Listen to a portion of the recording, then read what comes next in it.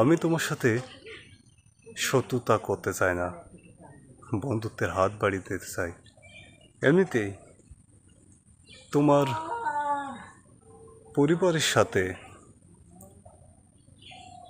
অতীতেও আমি বন্ধুত্বের হাত বাড়িয়ে দিয়েছিলাম, কিন্তু তারা সেটা গ্রহণ করেনি। তারা ভুল করেছিল, আর তার জন্য তারা পস্তিয়েছিল। আমি গরিব হতে পারি, অমানুষ নই, এটা হয়তো তুমি বুঝেছ। তুমি যদি মনে করো যে আমার সঙ্গে তুমি বন্ধুত্বের হাত বাড়াতে চাও, তবে তোমার জন্য আমার দরজা খোলা রয়েছে। কারণ আমি মানুষকে শুধরে যাবার সুযোগ দিয়ে থাকি, যদি সে সেটা গ্রহণ করে। তো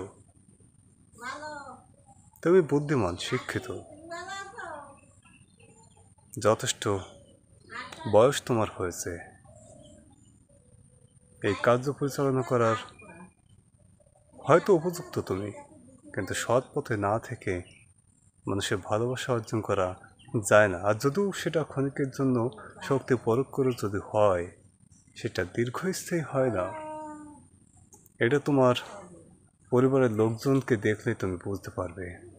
তোমার হাতে একটা সুযোগ তো অবশ্যই রয়েছে। তুমি যদি আমাকে কথা দাও, তাহলে ভবিষ্যতে উন্নত শিখরে পৌঁছে যাওয়ার জন্য আমার যে ক্ষুদ্রতম সাহায্য তোমার লাগবে, আমি তোমাকে তা করব। তবে তার জন্য তোমাকে